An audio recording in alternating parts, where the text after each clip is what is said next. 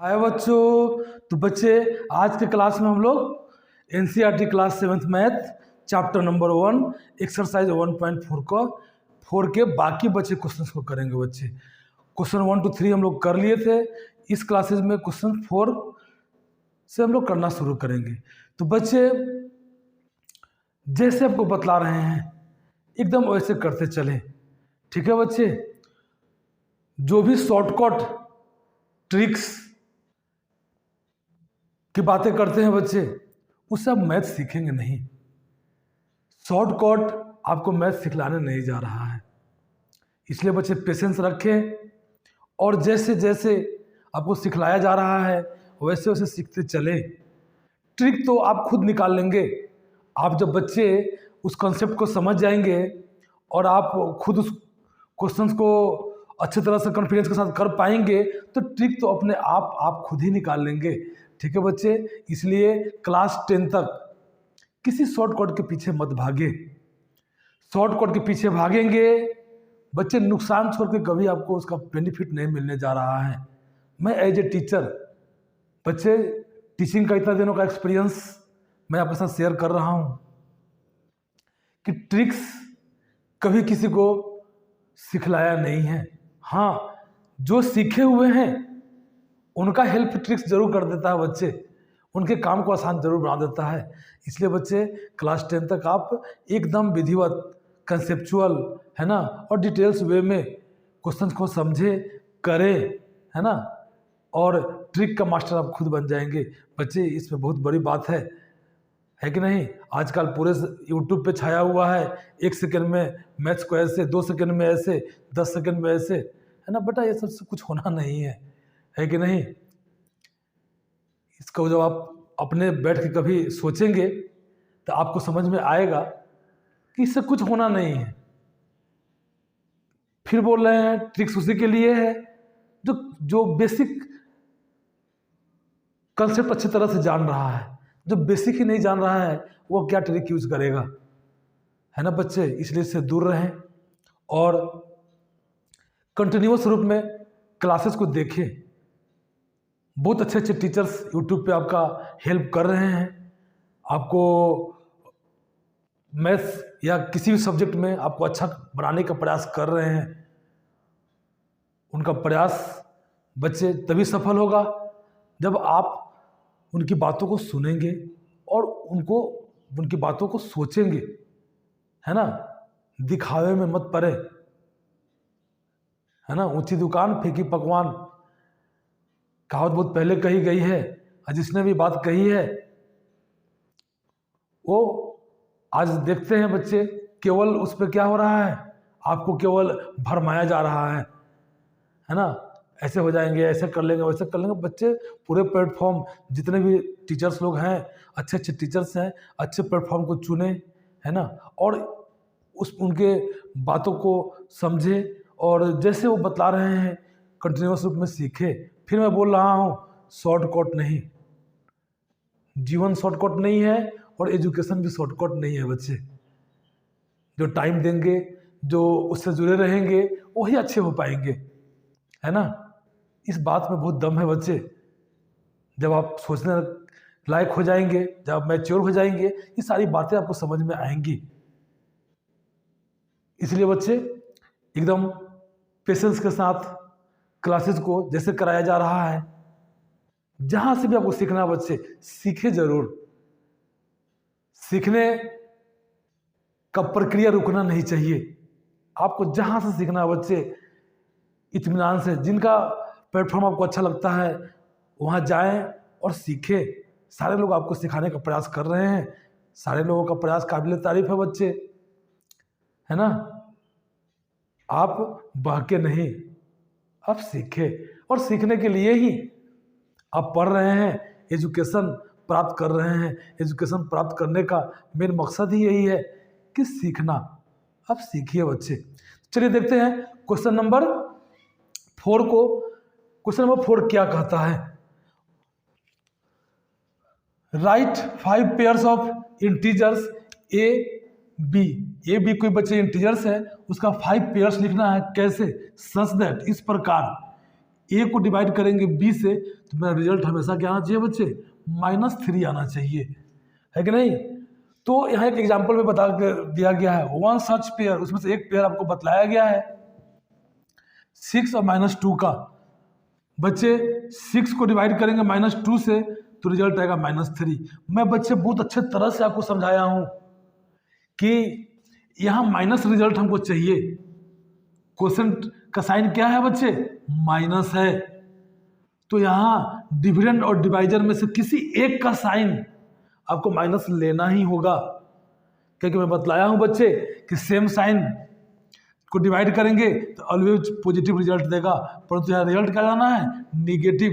तो हमको क्या करना होगा, डिविडेंड डिवाइजर में से किसी एक का साइन निगेटिव रखना ही होगा, तभी आप निगेटिव रिजल्ट पा सकते हैं। तो इसी बात को ध्यान में रख करके हम लोग पेयर्स लिखना शुरू करते हैं बच्चे।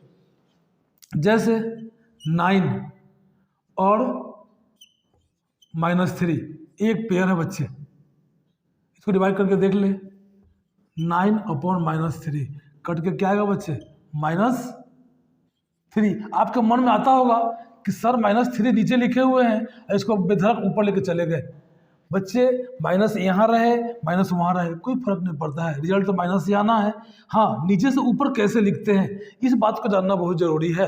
जैसे देखिए बच्चे, ये 9 था, ये -3 था, इस साइन को ऊपर कैसे लिख देते हैं हम लोग। इस साइन को ऊपर लेके जाना है, क्या करना होगा इसके लिए, हम लोग पढ़े हैं फ्रैक्शंस में कि सेम नंबर से न्यूमरेटर और डिनोमिनेटर में मल्टीप्लाई करने से उसके वैल्यू में कोई चेंज नहीं आता है बच्चे। तो इसमें -1 से ऊपर कर लीजिए और -1 से नीचे कर लीजिए। देखिए सेम नंबर से बच्चे मल्टीप्लाई किए न्यूमरेटर डिनोमिनेटर को, तो वैल्यू में कोई चेंज नहीं आएगा। देखिए क्या हो जा रहा है, ये नीचे का माइनस ऊपर कैसे चला जा रहा है। तो 9 1 जा 9, ये माइनस है बच्चे, ये प्लस है। सेम साइन मल्टीप्लाई में रिजल्ट नेगेटिव देता है, तो -9। देखिए बच्चे, यहाँ माइनस है डिनोमिनेटर में, -3 है। सेम साइन मल्टीप्लाई में ऑलवेज पॉजिटिव रिजल्ट देता है, 3 1 जा 3। देखिए बच्चे, नीचे का साइन ऊपर चला गया और हम लोग मैथमेटिक्स का रूल को भी फॉलो किए, है ना। इस बात को जाने कि डिनोमिनेटर से न्यूमरेटर में और न्यूमरेटर से डिनोमिनेटर में अगर साइन को लेके जाना है, ऊपर नीचे करना है, तो कुछ नहीं करना बच्चे, -1 से ऊपर नीचे क्या करिए, मल्टीप्लाई कर दिए, ऑटोमेटिक आपका साइन ऊपर से नीचे चला जाएगा, नीचे से ऊपर चला जाएगा। तो इसमें कोई घबराने की बात नहीं है, बच्चे के मन में चलते रहता है। बहुत बच्चे पूछते हैं कि सर कैसे आप नीचे वाला माइनस को ऊपर लिख दिए, या कैसे ऊपर वाला माइनस को नीचे लिख दिए। कुछ नहीं बच्चे, यही चीज़ है। इस कंसेप्ट को दिमाग में बैठा करके रखें, कहीं कोई परेशानी नहीं होगी। देखिए बच्चे, एक पेयर हम लोग लिख दिए हैं, और ले लीजिए कोई दूसरा ले लेते हैं, -12 बेटा, और ले लीजिए कितना 4। चलिए इसको डिवाइड करिए, -12/4। एक का डिफरेंट साइन है बच्चे, एक माइनस एक प्लस, रिजल्ट तो माइनस ही आना है। 4 3 जा 12, देखिए 3 आ गया -3। तो ये भी एक पेयर बन गया जो मेरा बोला गया है इस तरह से लिखने के लिए। कोई भी नंबर ले ले बच्चे, 18 ले ले और -6 ले ले, ये भी एक पेयर है। जो बच्चे सीधा सा दिमाग में बैठा ले कि जो डिवाइजर से 3 टाइम्स, मतलब माइनस हटा के बच्चे 3 टाइम्स आपका डिविडेंड होगा और किसी एक में माइनस होगा, तो आपका रिजल्ट -3 ही आना है। देख लीजिए, 4 3 जा 12, 3 3 जा 9। डिवाइजर से डिविडेंड हमेशा क्या है बच्चे, 3 टाइम्स है, तभी तो रिजल्ट आएगा, है ना। इस बात को एकदम दिमाग में बैठाएं। चलिए 18/-6 क्या बच्चे, -3।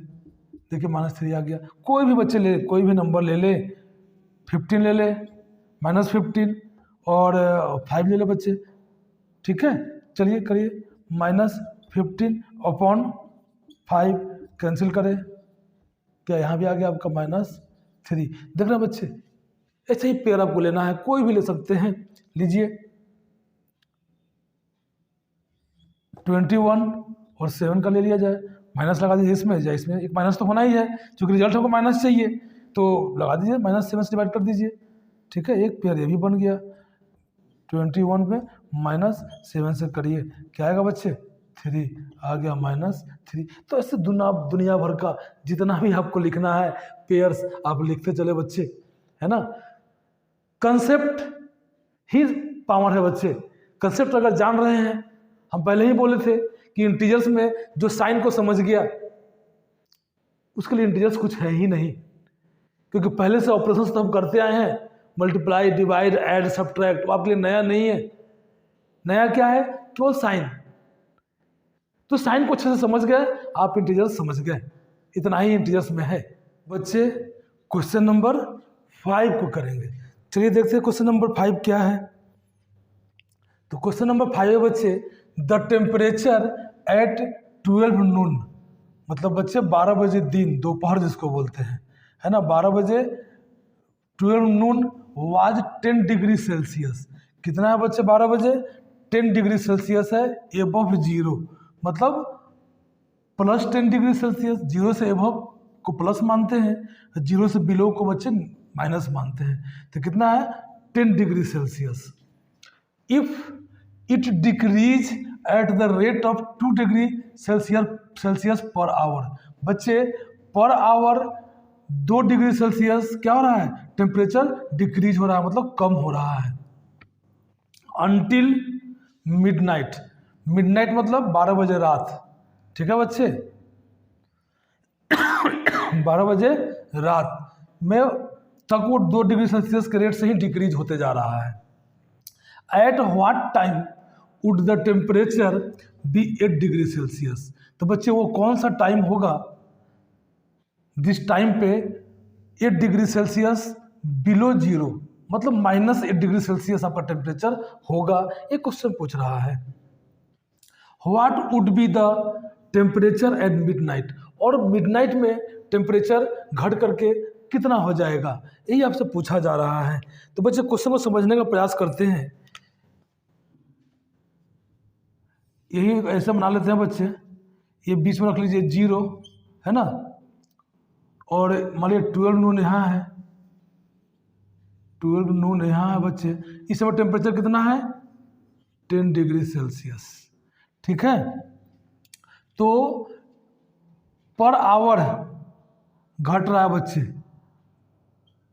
ठीक है। 12 बजे नून के बाद क्या बचेगा? 1 बजेगा दिन, मतलब 1 PM, 1 PM, तो 2 घट जाएगा, कितना हो जाएगा बच्चे? 8 डिग्री सेल्सियस। इसी प्रकार बच्चे 2 PM में पर कितना हो जाएगा ये? तो 6 डिग्री सेल्सियस। इस बात को समझ रहे हैं बच्चे, इस तरह से वो घटते हुए जाएगा, ठीक है ना। और घटते हुए जाएगा, मान लिया अगर यहाँ मान रखे हैं 12, जो जिसको मिडनाइट बोलते हैं हम लोग, मिड नाइट, तो घटते हुए यहाँ आना है बच्चे। जब आप देखेंगे कि 12 नून और 12 मिडनाइट के बीच में कितने आवर्स का डिफरेंस है बच्चे, तो 24 आवर्स का कितना बच्चे डिफरेंस? 24 आवर्स का डिफरेंस है। तो पर 2 आवर्स में कितना डिक्रीज हो जा रहा है? 1 आवर्स में कितना हो जा रहा है बच्चे? 2 डिग्री सेल्सियस, ठीक है। 1 घंटे में 2 डिग्री सेल्सियस। तो बच्चे यहाँ हम लोग मिस्टेक कर गए, क्योंकि 12 नून से 12 मिडनाइट तक 12 आवर्स ही होते हैं बच्चे। कितने होते हैं? 12 आवर्स, ठीक है। पूरा दिन जो होता है, दिन रात मिला करके, वो 24 आवर्स का होता है, परंतु 12 नून से शुरू करेंगे और 12 मिडनाइट तक जाएंगे तो 12 आवर्स ही होगा बच्चे, ठीक है। 12 आवर्स होगा। तो यहाँ पे है 10 डिग्री सेल्सियस 12 नून में, तो मिडनाइट में कितना हो जाएगा, पहले इसको देख लिया जाए। तो बच्चे पर आवर 2 डिग्री सेल्सियस गिर जा रहा है टेम्परेचर, मतलब 12 आवर्स में कितना गिर जाएगा? 24 डिग्री सेल्सियस डिक्रीज कर जाएगा। तो बच्चे यहाँ 10 था, यहाँ से यहाँ 24 डिग्री सेल्सियस डिक्रीज हो रहा है। तो 10 डिग्री से शुरू किए हैं, तो क्या करिए, इसमें से माइनस कर दीजिए 10 डिग्री सेल्सियस। कितना आ जाएगा बच्चे आपका? 4, और 2 में से 1 जाएगा तो आपका 1। 14 डिग्री सेल्सियस निगेटिव बच्चे, कहाँ? 0 से ऊपर माइनस था, नीचे आना है, ठीक है। तो यहाँ पे आपका टेम्परेचर हो जाएगा 14 degree Celsius minus below 0 degree. ठीक है, बिलो 0 डिग्री को हमेशा माइनस में लिखेंगे। तो जो क्वेश्चन पूछा गया था कि what would be the temperature at midnight, तो बच्चे आप क्या कैसे निकाल लिए, मिडनाइट में आपका टेम्परेचर क्या हो जाएगा 14 डिग्री सेल्सियस। अब एक क्वेश्चन और पूछा था कि 8 डिग्री सेल्सियस जब टेम्परेचर होगा वो समय क्या होगा। ठीक है, तो 8 डिग्री सेल्सियस बिलो 0, अब 8 डिग्री सेल्सियस, तो बच्चे 8 नीचे और 10 ऊपर, कितना गैप बन रहा है 18 डिग्री सेल्सियस का गैप बन रहा है। मतलब कि 18 डिग्री सेल्सियस कम होने के लिए हमको कितना घंटा लगेगा 9 आवर्स लगेंगे बच्चे। कितने आवर्स लगेंगे 9 आवर्स। तो 12 नून से 9 आवर्स आगे बढ़ जाइए तो कितना हो जाएगा बच्चे 9 PM। 9 PM जो टाइम होगा इस पे टेम्परेचर कितना हो जाएगा 1 डिग्री सेल्सियस हो जाएगा। इस बात को बच्चे समझ लिए कि पर आवर कितना घट रहा था 2 डिग्री सेल्सियस, और हम क्या किए बच्चे गैप निकाल लिए below 8 degree Celsius above 10 degree Celsius, दोनों के बीच का गैप है बच्चे 18 आवर्स का। अब पर आवर्स 2 डिग्री सेल्सियस क्या हो रहा है माइनस हो रहा है, इसलिए आपका जो 8 डिग्री सेल्सियस पर जब टेम्परेचर आएगा पहुंचेगा उस समय आपका टाइम क्या होता रहेगा 9 PM होता रहेगा। इस कंसेप्ट को बच्चे समझ लिए होंगे, है कि नहीं। इसी को आप विधिवत लिख देंगे। चलिए बच्चे तो लिखते हैं इस क्वेश्चन का सॉल्यूशन। समझ गए हैं जो कंसेप्ट समझाए हैं आपको, अब उसी को यहाँ लिखने का प्रयास करते हैं। तो क्या लिखेंगे बच्चे,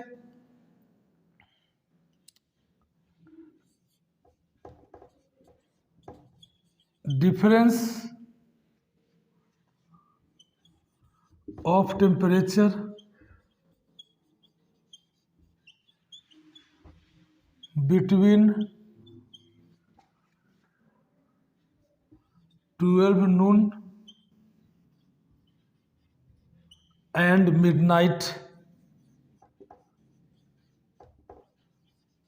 मिडनाइट इज इक्वल टू कितना बच्चे 12 आवर्स। कितना 12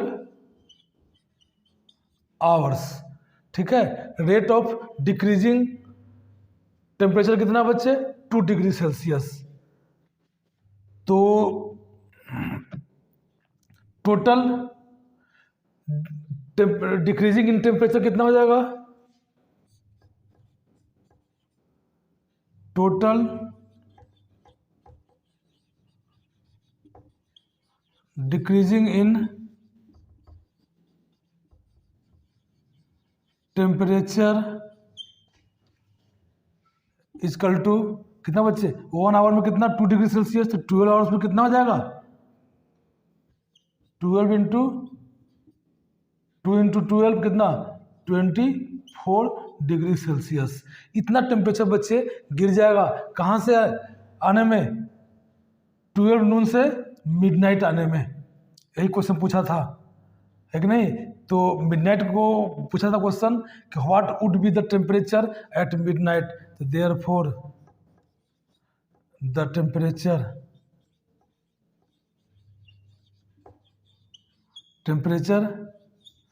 eight midnight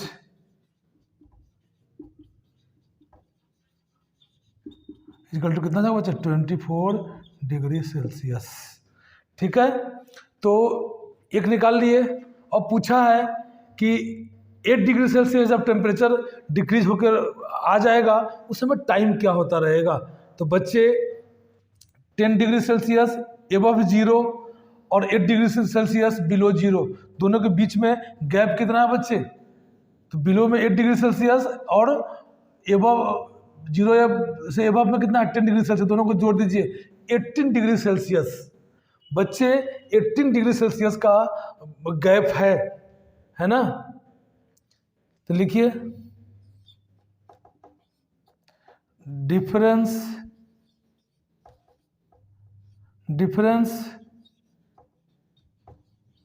between plus 10 degree Celsius and minus 8 degree Celsius equal to क्या करेंगे दोनों को ऐड कर देंगे तो आपका हो जाएगा, गैप निकाल लेंगे बच्चे तो कितना गैप हो जाएगा आपका 18 डिग्री सेल्सियस आपका गैप हो जाएगा। तो 18 डिग्री सेल्सियस 18 डिग्री टेम्परेचर को डिक्रीज होने में कितना टाइम लगेगा बच्चे, है ना। Time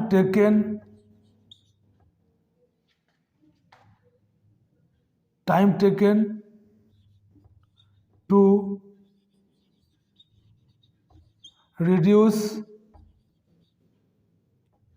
temperature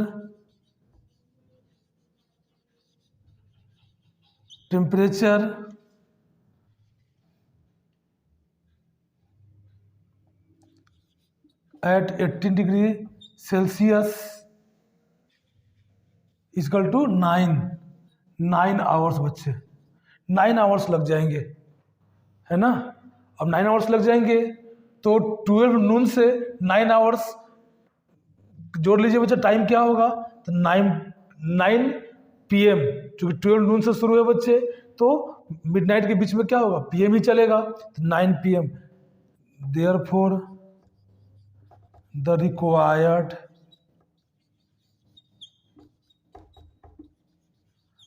time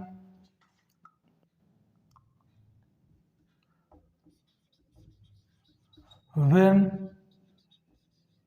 temperature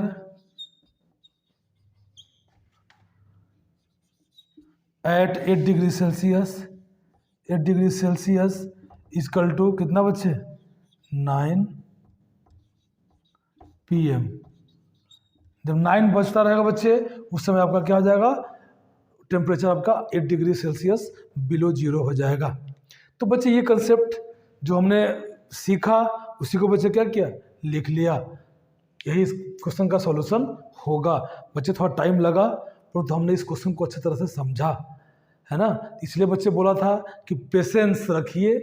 patience आपको हर मुश्किल घड़ी से निकालने में हेल्प करेगा और आप अच्छे तरह से निकल के वहाँ से आप आगे आएंगे।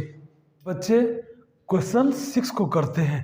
क्वेश्चन 6 क्या कहता है, बहुत ध्यान से बच्चे बोर्ड पे देखेंगे तो समझ पाएंगे।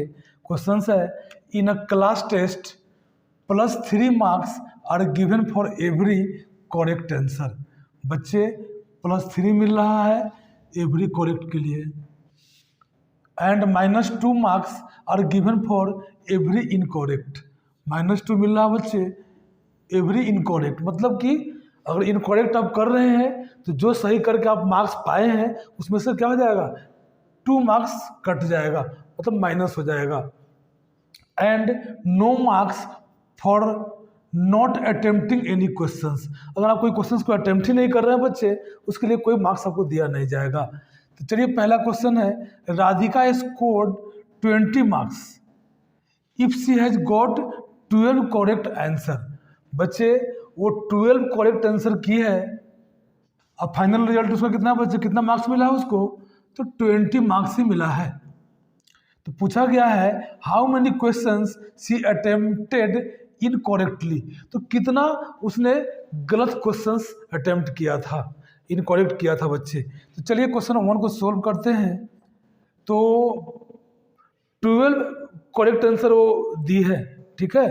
तो लिखिए total number she has found equal to बच्चे 12 करेक्ट करी है और एक करेक्ट के लिए कितना मिल रहा है +3, मतलब 3। तो कितना होगा 12 3 जा 36 मार्क्स उसको मिले हैं बच्चे 12 करेक्ट आंसर के लिए, है ना। टोटल मार्क्स उसको जो सही करी है उसका मिला है 36, परंतु फाइनल स्कोर उसका कितना आया बच्चे 20 आया है कि नहीं।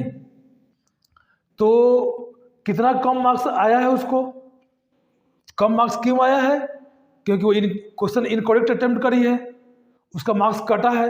वही क्वेश्चन पूछ भी रहा है कि कितना क्वेश्चन से वो इनकरेक्टली अटेम्प्ट करी है। तो पहले चलिए देख लीजिए कि जो मार्क्स उसको मिला है वो सही क्वेश्चन करने के मार्क्स से कितना कम है ना। तो चलिए लिखते हैं, राधिका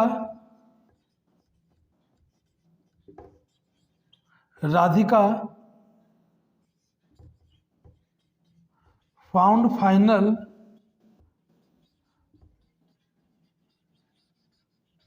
मार्क्स इक्वल टू 20, है ना। टोटल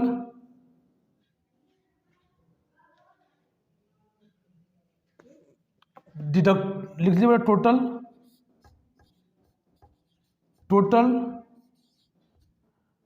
डिडक्टेड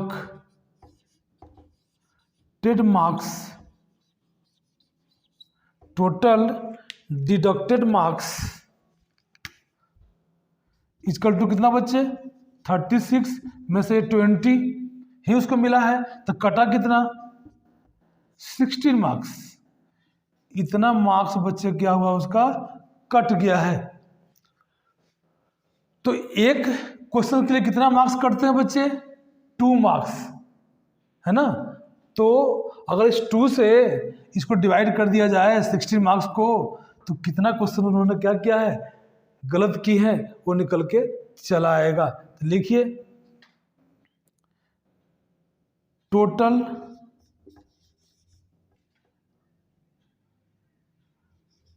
अटेम्प्टेड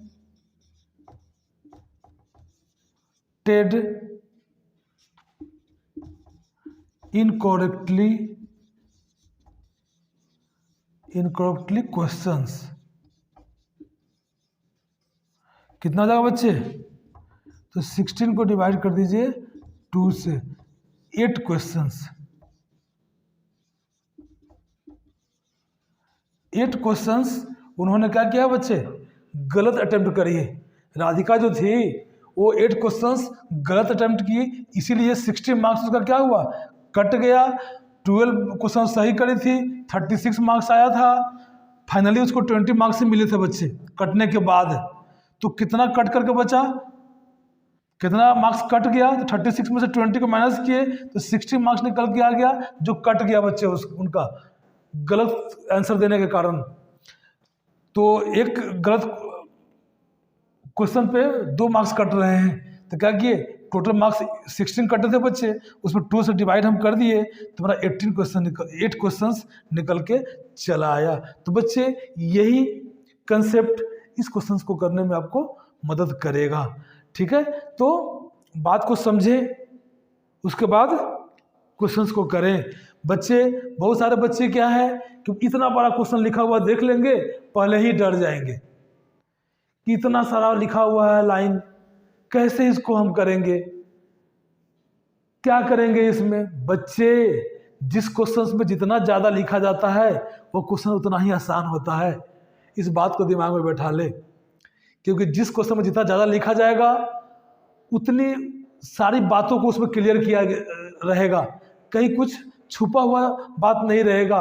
और जितना कम क्वेश्चन लिखा जाएगा उसमें बच्चे आपको टेक्निकल सोचना पड़ेगा, अलग से दिमाग लगाना पड़ेगा। इस क्वेश्चन में बच्चे कुछ अलग से लगाना नहीं है, क्योंकि सारी बातों को उसने लिख दिया है। इसलिए बहुत ज़्यादा लैंग्वेज देख के क्वेश्चन का डरे नहीं, और डरना तो है ही नहीं बच्चे। हम चले हैं सीखने चले हैं, उसमें डरना क्या है। बना तो भी उससे कुछ सीखे, नहीं बना तो भी सीखे। जब हम काम करेंगे तो होगा तभी सीखेंगे, नहीं होगा तभी सीखेंगे। इसलिए बच्चे चले हैं सीखने, इसलिए मन से सबसे पहले उस डर को निकाल फेंके कि क्या होगा, अरे क्या होगा, बनेगा या नहीं बनेगा, इसमें डरने की क्या जरूरत है। दोनों ही चीज में हम सीख रहे हैं। बच्चे आप सुने होंगे, असफलता ही सफलता की कुंजी है। जब हम असफल ही नहीं होंगे, और असफल क्यों हुए उसको खोजेंगे ही नहीं, ढूंढेंगे ही नहीं, तो सफल कैसे होंगे। इसलिए बच्चे क्वेश्चंस को ध्यान से पढ़े, देखे, समझे। केवल पहले से अवधारणा बना कर न रखें मन में कि इतना बड़ा क्वेश्चन है, कैसे हमसे सोल्व ही नहीं होगा। जैसे ही मन में निगेटिव बात आएंगी आप सोल्व ही नहीं कर पाएंगे बच्चे। इसलिए बी पॉजिटिव, हमेशा पॉजिटिव बने रहें और सीखने की मानसिकता से पढ़ाई करते रहें। आप कब सीख जाएंगे आपको पता नहीं चलेगा, है ना बच्चे। इसलिए हमेशा सीखते रहें और मानसिकता होनी चाहिए सीखने की, कहीं कोई दिक्कत आपको होने नहीं जा रही है। चलिए बच्चे क्वेश्चन 2 को देखते हैं।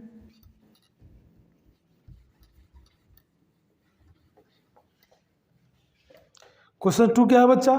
तो वही है क्वेश्चन 2, मोहिनी स्कोर्स -5 मार्क्स। इन्होंने -5 मार्क्स पाया है बच्चे उसी टेस्ट में। In this test though she has got 7 correct answer. इन्होंने बच्चे कितना आंसर करेक्ट किया था? 7। How many questions has she attempt incorrectly? कितना उन्होंने इनकरेक्ट क्वेश्चंस की है, यही पूछा जा रहा है। तो चलिए पहले कितना करेक्ट की है, कितना मार्क्स इनको आया है करेक्ट करने से, वो देख लिया जाए, है ना। तो total marks she has got 7 into कितना बच्चा 3 मार्क्स मिल रहा है सही के लिए, तो 321 मार्क्स। यही है बच्चे, उन्होंने 21 मार्क्स पाया है जो उन्होंने 7 क्वेश्चन सही किया उसका। इनको फाइनली जो इनका स्कोर रहा है वो -5 मिला है बच्चे। 21 मिलना चाहिए था अगर वो एक भी क्वेश्चन गलत नहीं की होती, केवल 7 क्वेश्चन ही अटेम्प्ट की होती है, 7 का 7 सही हो गया होता, कितना मिलता? 21 मार्क्स। परंतु फाइनल स्कोर क्या है बच्चे इनका? -5। मतलब कि क्वेश्चन इन्होंने बहुत सारा गलत किया है और वही क्वेश्चन पूछा भी है कि उन्होंने कितना क्वेश्चन गलत किया है।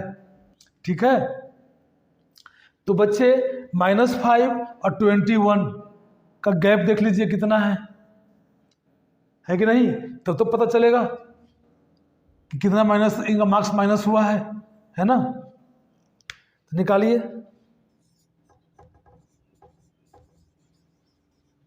Difference between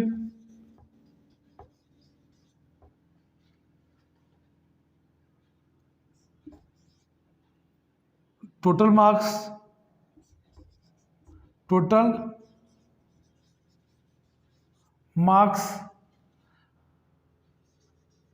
and final marks and final score लिखिए बच्चे। स्कोर लिखा हुआ है तो स्कोर्स इक्वल टू कितना, दोनों के बीच डिफरेंस कितना बच्चे?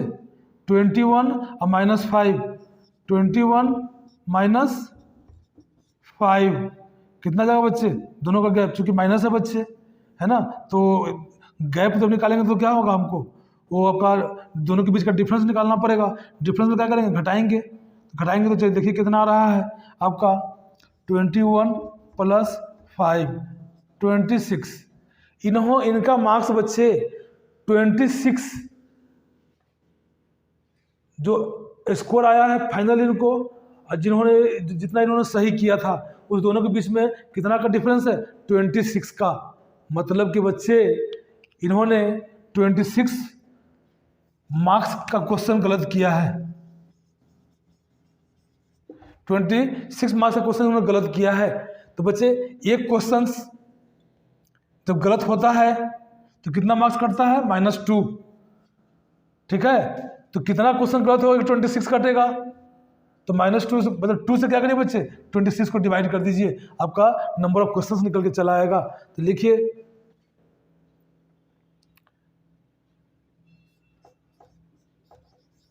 टोटल क्वेश्चंस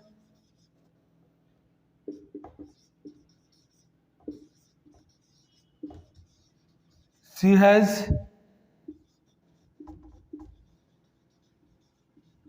attempted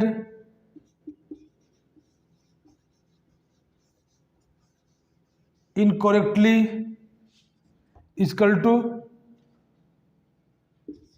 26 मार्क्स कटा है बच्चे टोटल। एक क्वेश्चन के लिए 2 मार्क्स कट रहा है, 2 से डिवाइड कर दीजिए। 13 क्वेश्चंस बच्चे उन्होंने क्या किया है, 7 क्वेश्चन सही किया है और 13 क्वेश्चन गलत किया है बच्चे, है कि नहीं। इसीलिए मार्क्स उनका निगेटिव में आया है, -5। तो बच्चे क्वेश्चन को समझ गए होंगे। सही 7 क्वेश्चंस करी थी, निकाल दिए, 21 मार्क्स उनको मिला। उसके बाद बच्चे उनको फाइनल स्कोर मिला था -5, दोनों के बीच का डिफरेंस ले लिए 26 मार्क्स। 26 मार्क्स का डिफरेंस निकल करके चला आया। अब बच्चे 26 मार्क्स उनका कटा है, और 26 मार्क्स कटा, कितना क्वेश्चन गलत करेंगी कि 26 मार्क्स कटेगा, तो एक क्वेश्चन गलत करने में 2 मार्क्स कटता है बच्चे। तो 26 को क्या किया, 2 से डिवाइड कर दिए, तो 13 क्वेश्चंस उन्होंने गलत किया था, जिसके कारण उनका स्कोर -5 आया था बच्चे। यही आपका आंसर हो जाएगा। जैसे बतला रहे हैं बच्चे वैसे सीखते चले। तो बच्चे क्वेश्चन नंबर 7 को करेंगे, जो एक्सरसाइज 1.4 का लास्ट क्वेश्चन होगा बच्चे, और इंटीजर्स का भी लास्ट क्वेश्चन होगा। यहीं पे चैप्टर समाप्त हो जाएगी इंटीजर्स। चलिए देखते हैं बच्चे क्वेश्चंस क्या है। An elevator descends into a mine shaft at the rate of 6 metre per minute. बच्चे कोई माइंस है जिसमें एलिवेटर लगा हुआ है ना, नीचे से सामान को ऊपर ले जाने के लिए या ऊपर से नीचे लेकर के आने के लिए। तो बच्चे वो जो एलिवेटर है descends into a mine shaft, mine shaft में जाता है at the rate of 6 metre per minute. किस रेट से बच्चे, 1 मिनट में वो 6 मीटर जाता है, 2 मिनट में 12 मीटर, मतलब 6 मीटर पर मिनट के रेट से वो जाता है। If the descent starts from 10 metre, बच्चे 10 metre above the ground level, ground level से ऊपर 10 मीटर से वो स्टार्ट करता है ना, और वो फिर नीचे चला जाता है। How long will it take to reach -350 metre. तो बच्चे 10 मीटर एबव द ग्राउंड से शुरू करता है और बिलो द ग्राउंड 350 मीटर जाता है। बिलो द ग्राउंड मतलब बच्चे इसलिए माइनस साइन लगाया गया है। तो उसमें टाइम कितना लगता है, तो बच्चे ये स्पीड दिया हुआ है और 10 मीटर ग्राउंड के एबव और -350 नीचे, तो दोनों को ऐड कर देंगे तो 360। टोटल डिस्टेंस कितना निकल चला आएगा, 360। तो बच्चे आप क्या करें कि जो फॉर्मूला है टाइम एंड डिस्टेंस का आप अच्छी तरह से जानते हैं बच्चे। क्या होता है, डिस्टेंस इक्वल टू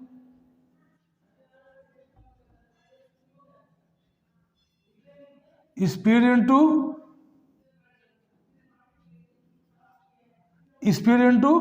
टाइम। ठीक है बच्चे, और यहां हमको टाइम पूछा जा रहा है, टाइम का फॉर्मूला इसी से निकाल लीजिए। तो टाइम इक्वल टू कितना हो जाएगा, स्पीड को इधर भेज दीजिए, तो डिस्टेंस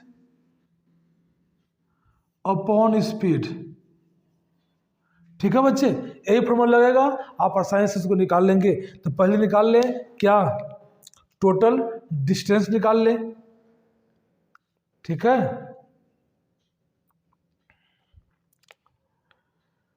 तो चलिए बच्चे देखते हैं आपका टोटल डिस्टेंस कितना निकल के आ रहा है। डिस्टेंस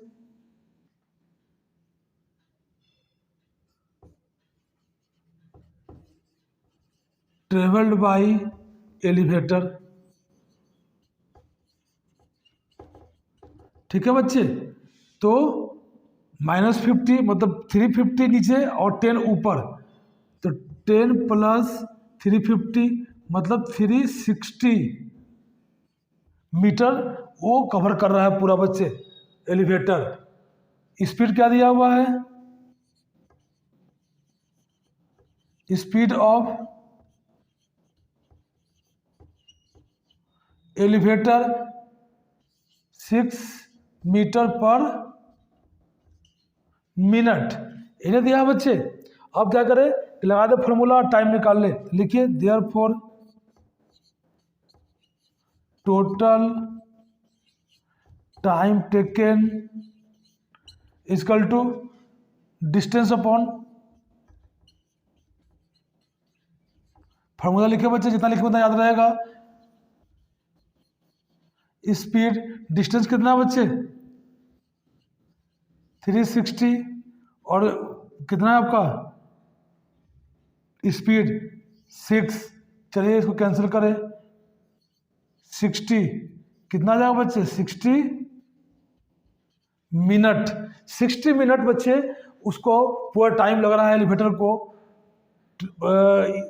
360 मीटर डिस्टेंस कवर करने में। तो चलिए ये 3 मिनट 60 मिनट को हम लिख सकते हैं 1 आवर्स, 1 आवर्स, क्योंकि बच्चे 1 आवर्स इक्वल टू 60 मिनट्स, ये आपका आंसर होगा। तो बच्चे बहुत अच्छे तरह से हम लोग इंटीजर्स चैप्टर को यहाँ पे समाप्त करते हैं। और जैसे बच्चे टाइम तो लगेगा क्योंकि हम लोग एक एक क्वेश्चन करके चल रहे हैं, और जैसे सिखाए हैं बच्चे, जैसे साइन का कंसेप्ट आपके दिमाग में पुट किए हैं, उस कंसेप्ट को अपने दिमाग में बैठा ले, साइन का प्रॉब्लम आपको कभी नहीं होगा।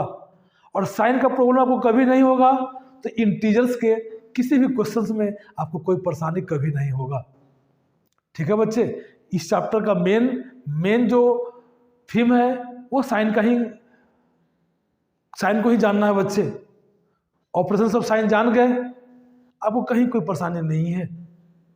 तो बच्चे क्लास को समाप्त करते हैं, मिलते हैं नेक्स्ट टाइम नए चैप्टर के साथ। गुड बाय बच्चे।